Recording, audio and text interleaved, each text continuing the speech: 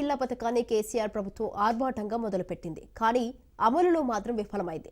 చాలా చోట్ల ఇళ్ల నిర్మాణం సగంలో ఆగిపోయింది. కొన్ని చోట్ల అసలు పనులు మొదలే కాలేదు. అక్కడక్కడ పూర్తయినా వాటిని పంపిణీ చేయలేదు. దీంతో అవి క్రమంగా శిథిలావస్థకు చేరుకుంటున్నాయి. కాంట్రాక్టర్లకు బిల్లులు చెల్లించకపోవడం, కొన్ని చోట్ల అసలు ఇల్లు కట్టడానికి కాంట్రాక్టర్లే ముందుకు రాకపోవడంతో, మరికొన్ని చోట్ల రేట్లు సరిపోక కాంట్రాక్టర్లు మధ్యలో వదిలేయడంతో డబుల్ బెడ్రూమ్ పథకం అమలులో అట్టర్ ఫ్లాప్ అయింది. భద్రాద్రి కొత్తగూడెం నియోజకవర్గంలో నిర్లక్ష్యపు నీడలో సాగుతూనే ఉన్న డబుల్ బెడ్రూమ్ నిర్మాణాలపై రాజ్ న్యూస్ స్పెషల్ స్టోరీ.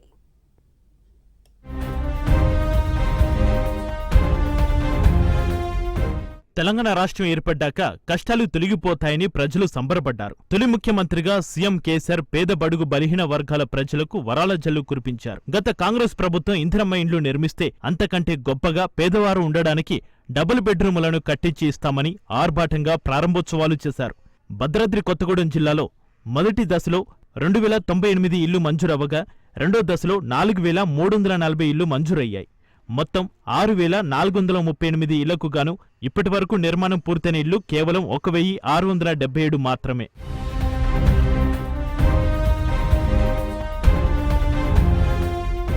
అయితే పాత కొత్తగూడెంలో G+2 నిర్మాణంతో నిర్మిస్తున్న 836 డబుల్ బెడ్రూమ్ ఇళ్ల నిర్మాణం హైదరాబాద్కు చెందిన ఓ కాంట్రాక్టర్ నిర్మిస్తుండగా గతంలో నాసిరక నిర్మాణం చేశారని కూనంనేని సాంబశివరావు నిర్మాణంలో ఉన్నేళ్లను పరిశీలించారు.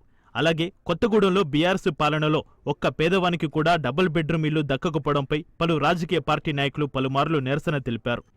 ఈ డబుల్ బెడ్రూములు నిర్మాణం ఎలా జరుగుతుంది, ఎన్ని జరుగుతున్నాయి, అది ప్రజలు ఎన్ని అప్లికేషన్లు పెట్టుకున్నారు, ఇవన్నీ కూడా దానికి అనుగుణంగా జరుగుతున్నాయా లేదా అనే ఆ అంశాలను పరిశీలన చేయడానికి మేము రావటం జరిగింది. ముందుగా ఇక్కడ శాంక్షన్ అయ్యి దాదాపు 3 ఏళ్ళు అయింది. ఇప్పుడు మేము ఉన్నది పాత కొత్తగూడెంలో 3 ఏళ్ళు అయింది. మొండిగోళ్ళగానే ఉన్నాయి, కొన్ని స్టార్టే కావట్లేదు, వట్టి రాడ్లు వేసి ఉన్నాయి. ఎందుకు ఈ స్థితి?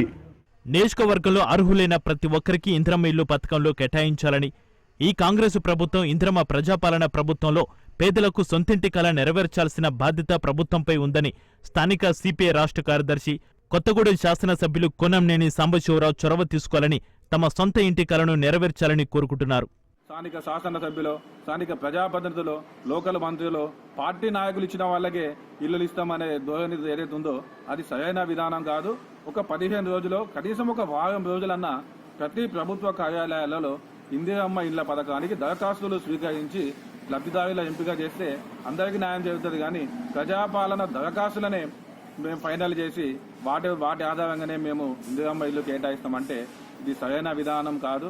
పెద్ద ఎత్తున భవిష్యత్తులో ప్రజల్లో వ్యతిరేకత వచ్చి ప్రజా ఉద్యమంగా మారుతుందని చెప్పి సందర్భంగా నేను ప్రభుత్వాన్ని హెచ్చరిస్తున్నా. తెలంగాణ రాష్ట్ర ప్రభుత్వం ఏర్పడ్డ పేదోడి పరిస్థితి మాత్రం మారడం లేదు. రెక్కాడితే గాని డొక్కాడని బతుకులు. గత 30 ఏళ్లుగా శిథిలమవుతున్న గుడిసెల్లోనే కాలం వెళ్లదీస్తున్నారు.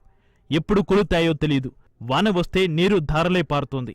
గట్టిగా గాలి వస్తే పైకప్పు ఉంటుందో ఊడిపోతుందో తెలియదు.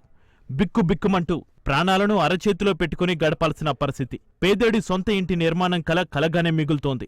అదిగో డబుల్ బెడ్రూమ్ ఇల్లు, ఎదుగో శంకుస్థాపన అనడమే తప్ప ఆచరణలో అమలు కావడం లేదు. వర్షాలకు తడిసి అవి ఎప్పుడు కూల్తాయోనని భయాందోళన మధ్య జీవనం గడుపుతున్నామని ఆవేదన వ్యక్తం చేస్తున్నారు. ఇప్పుడున్నటువంటి కాంగ్రెస్ ప్రజాపాలన పేరుతో వస్తున్నటువంటి పరిస్థితి ఏదైతుందో తక్షణమే ఆ డబుల్ బెడ్రూమ్లని కేటాయించినటువంటి పేదల లిస్టును ప్రకటించాలి. ప్రకటించిన దాంట్లో ఎంతమందికి అర్హత ఉంది, ఎంతమందికి అనర్హత ఉందో ప్రజలకి వైట్ పేపర్ మీద అందరికి తెలియజేసేటువంటి పరిస్థితి కూడా ఉండాలి. దీనికి లిస్ట్ అవుట్ చేసి కలెక్టర్ ఆధ్వర్యంలో ప్రత్యేకంగా ఒక బృందం ఏర్పాటు చేసి తక్షణమే డబుల్ బెడ్రూమ్ ను కేటాయించాలని చెప్పేసి కోరుతా ఉన్నాం. డబుల్ బెడ్రూమ్ ఇళ్ల పరిస్థితి ఏమిటి అన్న ప్రశ్న ఇప్పుడు అందరిలో తలెత్తుతోంది.